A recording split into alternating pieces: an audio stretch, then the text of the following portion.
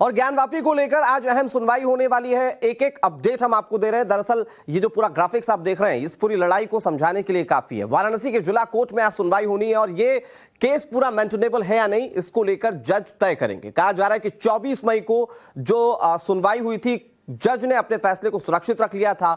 Order 7 rule 11 पर जज फैसला सुनाएंगे, यानी कि ये पूरा मामला जो है वो 1991 एक्ट को लेकर उसके अधीन आता है या नहीं, इन तमाम चीजों को लेकर सुनवाई होगी। सुप्रीम कोर्ट के ऑर्डर पर लगातार सुनवाई हो रही है। आपको याद होगा सुप्रीम कोर्ट ने कहा था कि ये पूरा मामला जो है वो डिस्ट्रिक्ट कोर्ट में सुना जाए। ये तय होगा कि प्लेसेस ऑफ वर्शिप एक्ट के तहत इस पूरे मामले की सुनवाई होगी या नहीं होगी, इस पूरे मामले पर लागू होता है या नहीं होता है। लेकिन बड़ी बात ये देखिए, क्योंकि इस मामले में हिंदू पक्ष लगातार अपने दावों को मजबूती से रखने की बात कह रहा है। हिंदू पक्ष ने कहा कि वहां पर जो चीजें मिली हैं वो ये इशारा करती हैं कि मंदिर था और मंदिर की जगह वहां पर मस्जिद बनाया गया। लेकिन अब इस याचिका में यह भी जोड़ दिया गया है कि वहां पर पूजा करने की इजाजत दी जाए, जबकि मुस्लिम पक्ष कह रहा है कि वजू खाने को जो सील किया गया है वो फैसला जो है वो रद्द किया जाए और वजू खाने में वजू करने की इजाजत दी जाए। अब इस पूरे मामले को लेकर कोर्ट कमिश्नर विशाल सिंह से बातचीत की हमारी सहयोगी आकांक्षा गुलेरिया ने। आपको सुनाते उन्होंने क्या कुछ कहा। आज पहली हियरिंग है ज्ञानवापी केस में, मुस्लिम साइड को सबसे पहले सुना जाएगा। आप इस पे क्या बोलेंगे? ये एप्लीकेशन चूंकि डिफेंडेंट नंबर 4 की तरफ से दिया गया है, ऑर्डर 7 रूल 11 सीपीसी का, और मेंटेनेबिलिटी पे इस केस की सुनवाई आज नियत है और दोनों पक्ष इस पे बहस करेंगे और माननीय जिला जज इस पे जो भी आदेश होगा वो पारित करेंगे। दोनों प्रोसीडिंग से क्या कुछ एक्सपेक्टेड है आज, क्या कुछ कोर्ट में होगा?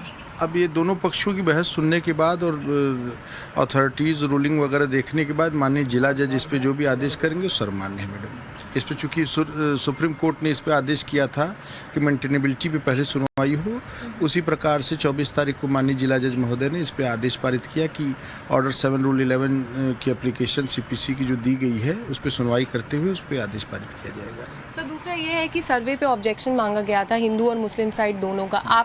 आपका बनाया हुआ सर्वे है, आपने वहाँ सर्वे किया था, तो इस पे क्या आप क्या बोलेंगे? क्या कुछ ऑब्जेक्शन उठ सकते हैं? कमीशन रिपोर्ट मैंने बना दी, जो दायित्व मुझे माननीय न्यायालय ने दिया था मैंने पूरा करके कमीशन रिपोर्ट सबमिट कर दिया है। अब किसी भी पक्ष को उसमें अगर कोई परेशानी होती है या कोई ऑब्जेक्शन करना है, वो 7 दिन के अंदर उसको ऑब्जेक्शन फाइल कर सकता है। माननीय जिला जज महोदय ने इस पर आदेश पारित किया था कि विदिन 7 डेज अगर कोई ऑब्जेक्शन फाइल करना है, दोनों पक्ष देख ले, रिपोर्ट वगैरह देख ले, उसके बाद 7 दिन के अंदर अपनी ऑब्जेक्शन फाइल कर सकता है। तो आज का दिन बेहद अहम है जब इस पूरे मामले में मेंटेबिलिटी को लेकर कोर्ट अपना फैसला सुनाएगी। हमारे साथ 2 सहयोगी इस पूरे मामले पर नजर बनाए हुए। हिमांशु हमारे साथ लगातार काशी से जुड़े हुए हैं, शिवानी हमारे साथ जुड़ी हुई है। पहले हिमांशु का रुख कर लेते हैं। हिमांशु, क्योंकि आज का दिन बहुत ज्यादा अहम इस लिहाज से है कि इस पूरे मामले में किस दिशा में कोर्ट की सुनवाई होगी, मेंटेबिलिटी को लेकर कोर्ट अपना फैसला सुनाएगी और ये साफ कर देगा कि किसकी याचिका में दम है और किस दिशा में कार्रवाई होनी है। हिमांशु, देखिए अनुराग, कोर्ट से जुड़ी अपडेट तो टाइम्स नाउ और भारत लगातार बता भी रहा है, लेकिन ये भी बता रहा है कि ये लड़ाई कितनी पुरानी है। और मैं आपको इस वक्त बता दूं कि इस वक्त मैं जिस जगह पर मौजूद हूं, मेरे साथ में है शिव कुमार शुक्ला जी मौजूद हैं, जो कि ज्ञानवापी जो मुक्ति महापरिषद है उसके अध्यक्ष हैं और साथ ही पूर्व विश्व हिंदू परिषद के अध्यक्ष भी हैं। और उनसे मैं बात करूँगा और ये लड़ाई कब से लड़ रहे हैं ये भी जानूंगा। मैं आपसे जानना चाहता हूँ कि कब से आप ये ज्ञानवापी की लड़ाई लड़ रहे हैं और अभी तक कहाँ पहुँचे हैं? स्वर्गीय अशोक सिंघल जी ने जब हम लोगों को कहा कि अयोध्या, मथुरा, विश्वनाथ तीनों लेंगे एक साथ, तो अयोध्या की लड़ाई तो चल रही थी अदालतों में। काशी में हम लोग खोजने लगे अपने आदि विश्वेश्वर को, और उसी क्रम में जैसे पिताजी को खोजने जाइए तो माता मिल जाती है, और माता मिलती है तो बच्चे को मन में थोड़ा ढांढस होता है कि ये हमको हमारे पिता से भेंट करा देगी। इसी भरोसे के साथ हम लोगों ने श्रृंगार गौरी जी का आंचल पकड़ा और हम उनके पास जाते रहे 87, 88, 89, 90, 91। लेकिन जब हमने अखबारों में घोषित करके जाना शुरू किया, माने अघोषित रूप से जाते रहे, तब तक प्रशासन को कोई समस्या नहीं थी। जब घोषित करके जाना शुरू किया तो टकराहट शुरू हो गई। प्रशासन को लखनऊ में बैठे हुए सत्ताधीश इशारा देते रहे कि नहीं नहीं, ये इनको श्रृंगार गौरी के पास मत जाने दो, और फिर प्रशासन के द्वारा विविध प्रकार से उसमें बाधा उत्पन्न की जाने लगी। हमारे कार्यकर्ताओं के साथ एक दो बार तो ऐसा हुआ कि 30-30, 35-35 कार्यकर्ताओं के हाथ पैर टूट गए प्रशासन के लाठीचार्ज से। कबीर चौरा में वो भर्ती हुए थे, अखबारों में भी आया था, आप उनके विवरण देख सकते हैं, वो सत्यापित हैं, उसमें कोई दिक्कत नहीं है। प्रशासन ने जो हमारे 95 में हमने न्यायालय का दरवाजा खटखटाया, ठीक है, अभी आपके भी पास फिर प्रतिवर्ष आएंगे हम हिमांशु, लोग, और यहाँ पर जो तमाम लड़ाइयां हैं उसको लेकर हम बातचीत करते रहेंगे, लेकिन आज कोर्ट का जो फैसला आना है वो बहुत ज्यादा अहम है। अब हमारे साथ हमारी सहयोगी शिवानी भी लगातार जुड़ी हुई है। शिवानी, ऑर्डर 7 रूल 11 जिसके तहत ये कोर्ट को तय करना है कि इस दिशा में सुनवाई हो, कार्यवाही हो कोर्ट की या फिर ना हो, ये कितना ज्यादा अहम हो जाता है?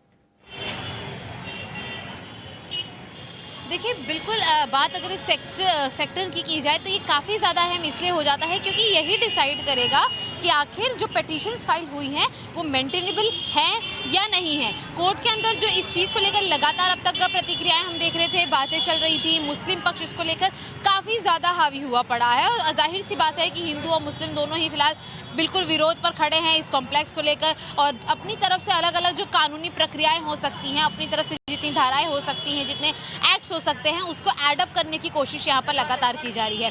लेकिन अगर मैं बात करूँ इस पूरे सेक्शन की, तो यहाँ पर मुंबई माफ़ करिए, मुसलमान पक्ष जो है यहाँ पर वो हावी हो रहा है उस एक्ट को लेकर और धारा 711 को भी लेकर। तो आपको बता दें कि यहाँ पर भी मेंटेनेबिलिटी को लेकर जो सवाल उठने वाले हैं उसके अंदर मुस्लिम पक्ष का जोर इसलिए लग रहा है कि जो सेक्शन 1991 का एक्ट बताया जा रहा है, प्लेसेस ऑफ वर्शिप एक्ट का, जिस पर लगातार मुस्लिम पक्ष द्वारा जो प्रेशराइज किया जा रहा है कोर्ट के अंदर भी। इनफैक्ट हमने देखा था कि पिछली बार, आपको बता दें कि मुस्लिम पक्ष जो था वो थोड़ा ज़्यादा अग्रेसिव भी नजर आया था सुप्रीम कोर्ट में, जिसके बाद उन्हें शांत रहकर अपनी बात करने का मौका दिया गया था।